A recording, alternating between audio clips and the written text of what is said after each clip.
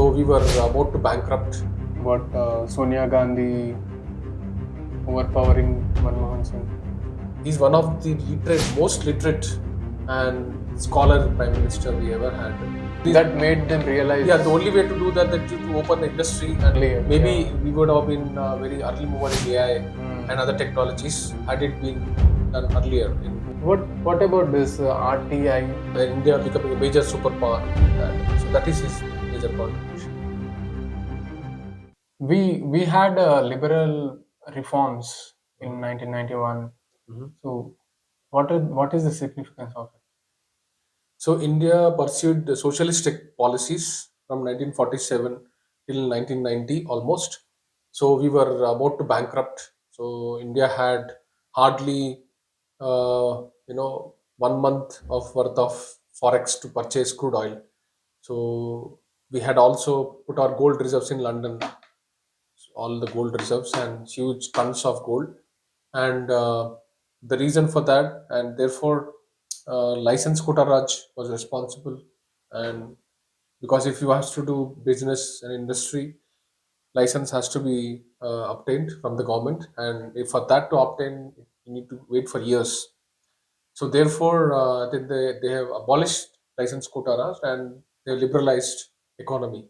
That was done under the leadership of former Prime Minister Narasimha Rao, and Manmohan Singh ji was finance minister. So he crafted the reforms and politically supported by Mr. Manmohan Singh. So what is the freedom in that for the business?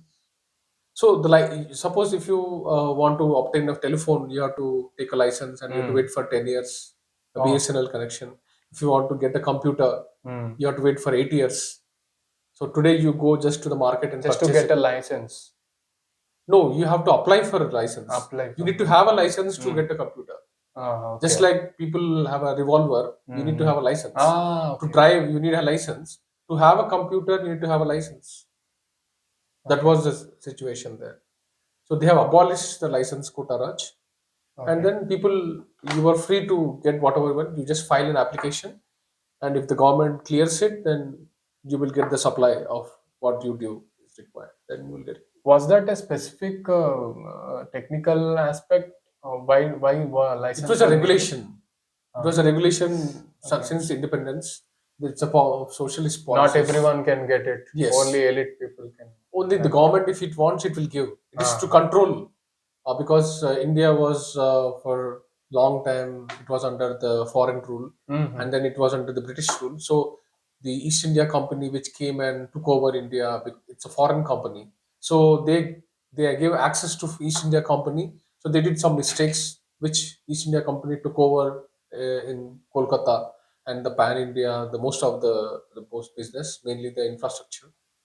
So, because of that fear, after independence, they have completely controlled the business environment. So only in 1991 they got this idea to make it liberal. What all things were there in that? That's what I'm saying. Like we were almost about to bankrupt. We didn't had any choice, so we had to go for yes. So we need to get revenues, and that the only reason That made them realize. yeah, the only way to do that to open the industry and for investments from outside.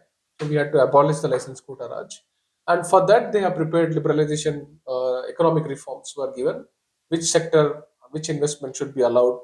Like for example, information technology. So information technology got revolutionized after 1991 because people got. We need two things. One, you need telephone line, and then you need computer, which is the communication, and then technology. That combination gave IT revolution. Majorly, these are the telephone and These were the major crux core of it. That's how India became an IT hub slowly. Otherwise, we would have been much bigger superpower in IT and computers by this time. by earlier. Maybe we would have been very early mover in AI and other technologies had it been done earlier in 70s or 80s. Like if you compare other countries like China, they went liberalization. Even though if it is a communist country, they went liberalization in late 70s. They were also in a similar situation, but because of some political reasons at that time in 1970s, we were very scared. The only thing we did was, I mean, even if you think that we are not diverting, we did Nationalization of banks also we did in 1970s. Even at that time, banking was very difficult. So we did mistakes. We had corrected it over the period of time. What about this RTI, Right to Information Act? So the Right to Information Act is in 2005 came into effect. This is something gives access to information or any public information that should be available can be filed an application, and then you will get the due process within no time stipulated time. You will get all the information. Earlier, you had no information. Like, for example, if you have want to know the population, or if you want to know how many government employees are working in a particular sector, or if you want to know how many people are insured, if you want to know how many people have got driving license, if you want to know what is the wealth that is possessed by politicians, Mm-hmm. all this information was not available people. Only it was Mm. our government's close control, or maybe media had a very specific Mm. channels to get that information. But anybody can file, any citizen can file, write RTI application, and then he can get the information, So which where is under where the government. where they can file? Every department under the government will have an RTI desk. There Mm-hmm. you can file an application. Oh, Yes. okay. For example, if you are rejected, let us say, and you have applied for a government post and you are rejected, and you want to know what is the process, so you can ask file RTI information for a particular job. What is the process of selection? And you want a Mm. transparency, and then you can ask them that they will tell you, okay, this is the process of selection for your job, and this is what an outcome. Okay. Yes, They're bound to answer yes, to a that commoner. is RTA Act. Yeah. RTA Act is And mandatory. it can be any question which is useful for the commoner. Whatever the information which is it's a right to reserve, Mm. so reserved with the citizen to ask any information under the government, Mm. which is under the functioning, rightful functioning of the government. It's to bring the transparency and the truth behind. So everything has to be out. You cannot hide anything, Mm. except some provisions where national security and defense and Yes. related things they are kept out RTI. Rest of the things, all including state and central government, both comes under this in the RTI. Also in 2005, there is NREGA about Yeah, national yeah, employment. NREGA. So that is National Rural Employment Guarantee Scheme. It was a social welfare or a welfare scheme. There was actually a major at that time. I think they did a population census, and India crossed more than 100 crores population at that time, and it was one of the youngest population in the world. So there were huge youth who were unemployed. That too, a rural employment unemployment. So there was a national security advice came to the prime minister when he immediately assumed the office. He asked, "What is the biggest national security threat?" Mhm. And then he said that unemployment will be the biggest threat because it will cause social unrest. We have seen that what happened in neighborhood countries in Sri Lanka a few years ago and recently in Bangladesh. That is one of the major cause, not the only cause. So people can exploit unemployed, youth.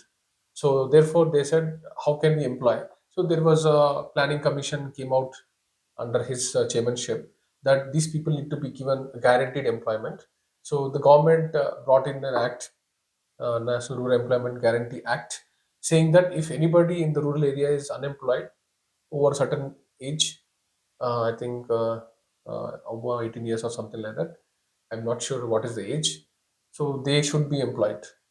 If any, like Mm. if he's already working on the farm, or if he's having a wages, they need not be. But the exact is that if it is unemployed, if he or she is unemployed, they must be put it under the NREGA, and they will be given a wage. So they fix certain income, like if you're working on a daily basis, you will get this much wage. They're Mhm. fixed. So all the government projects, or the government indirect or direct, they said that the rural population should be hide. Mhm. So that way they could. I think there were statistics that crores of people, millions of people were employed under the NREGA. And Also in 2005, we had a nuclear deal that Manmohan Singh has done. Yeah, the honorable prime minister then they had a framework established in the year 2005 with the then President George Bush for the United States. But I think they have accomplished subsequently later the parliament got the act, but not in 2005. Later on, I guess. But the importance of this Indo-US civil nuclear deal is to energy security for India, Mhm. because India is a very huge country and which is growing economy, and you need continuous energy, uninterrupted power supply, and then energy for industrial applications, domestic applications, various commercial needs. So we could only not depend just on coal and other sources, gas, CNG, crude, or something like that. But nuclear energy is the biggest because all the industrialized economies were dependent on nuclear energy. Mhm. But since there were sanctions imposed on India, that we cannot source fuel and many of the components in reactors, so there were sanctions or there were restrictions, not sanctions. So we have to join a nuclear supplier group. So for that, India has to have a civilian nuclear agreement with US. That was the major component that India was allowed to be part of that. We give us provisions to be part of that nuclear supply group, so that we can get nuclear reactors, and then we can use our fuel and then set up power plants. That was the main. So that was a game changer that we could get the Indian nuclear Indo-US civil nuclear deal, and then subsequently there were power plants, nuclear power plants set up, which are at the huge, in the gigawatt scale, which can fulfill the power supply requirement for the entire state. Mm. Yeah, and you can set up that. If you were to set up a huge plants, it will take years. But nuclear installations you can set up in couple of years for the gigawatt scale projects. Yeah, Anything specifically about Manmohan Singh, Dr. Manmohan Singh? he's one of the most literate and scholar prime minister we ever had, and his major contribution was to give a thrust to Indian economy. So if you compare all other prime minister, if you really want to compare, his major contribution is that to give the thrust to Indian economy. I mean, introducing India to the economic growth and prosperity, and then giving the major thrust to the economic growth. So that is momentum is more or less continued after that. So that is his major contribution, that to keep the certain GDP, and through that to generate economy and prosperity and employment, and then industrialization, and India becoming a major superpower. That is his major contribution. Any comments on Congress being about Sonia Gandhi overpowering Manmohan Singh? So, see, this political process always, if you look at the political process, so Manmohan Singh was like a gentleman, so there could be a perception because of his humble nature. He is not from the political background, neither he contested in the first term.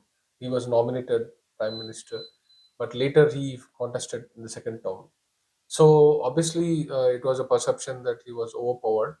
But the political matters are always obviously by dealt by party. So I think there is no controversy about it. And our this is a parliamentary democracy, so therefore, always politicians or people who are controlling the parliamentary numbers, they Mm. decide. Obviously, so Mr. Manmohan Singh is not a political, but he's a statesman, or he's more like a scholar person. Mm. So we don't know. We have to look at the merits where he was, if he has any such issue dealing with the party leadership. But that such things often happen in the political process. It has nothing to do with the person and the leadership. Yeah. Okay, thank you.